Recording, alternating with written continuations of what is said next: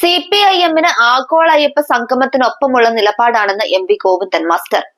ആഗോള അയ്യപ്പ സംഗമവുമായി ബന്ധപ്പെട്ട് യാതൊരുവിധ തർക്കവുമില്ല.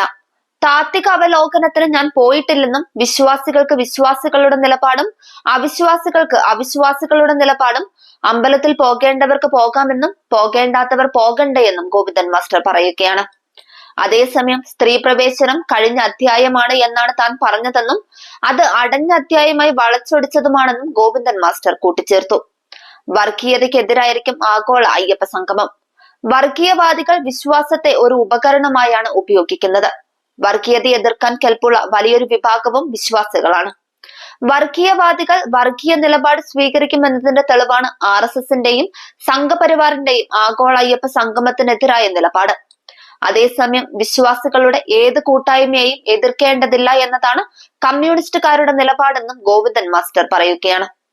ചെമ്പഴന്തിയിൽ അജയൻ രക്തസാക്ഷി ദിനാചരണത്തിൽ സംസാരിക്കുകയായിരുന്നു MP ഗോവിന്ദൻ. വിശ്വാസികളെ കൂട്ടിച്ചേർത്ത് വർഗീയതയെ ചെറുക്കാനാണ് ശ്രമമെന്നും അതിന്റെ ഭാഗം കൂടിയാണ് ആഗോള അയ്യപ്പ സംഗമം നടത്തുന്നതെന്നും, അല്ലാതെ ചിലർ പറയുന്നത് പോലെ വർഗീയതയ്ക്ക് വളം വെച്ച് കൊടുക്കാനല്ലെന്നും അയ്യപ്പ സംഗമത്തിന് പൂർണ്ണ പിന്തുണയുണ്ടെന്നും MP ഗോവിന്ദൻ മാസ്റ്റർ പറഞ്ഞു.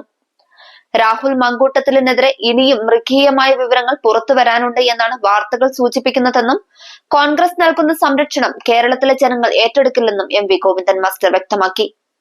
സ്ത്രീ വിരുദ്ധ നിലപാടിനെതിരായി കേരളം ശക്തമായി പ്രതികരിക്കുമെന്നും മാസ്റ്റർ തുറന്നടിച്ചു.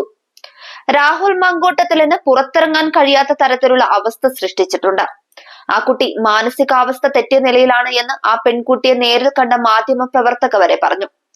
കണ്ണിൽ പൊടിയിടാനുള്ള ശ്രമമാണ് കോൺഗ്രസ് നടത്തുന്നത്.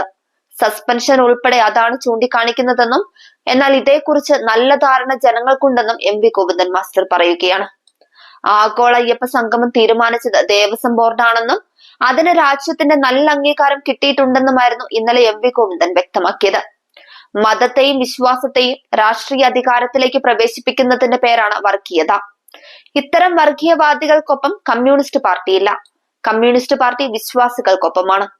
ശബരിമല സ്ത്രീ പ്രവേശനത്തെക്കുറിച്ച് ഇപ്പോൾ അഭിപ്രായം പറയാനില്ലെന്നും യുവതി പ്രവേശനം എന്ന അധ്യായമേ വിട്ടുകളഞ്ഞതാണെന്നുമായിരുന്നു ചൊവ്വാഴ്ച MP ഗോവിന്ദൻ വ്യക്തമാക്കിയ കാര്യം.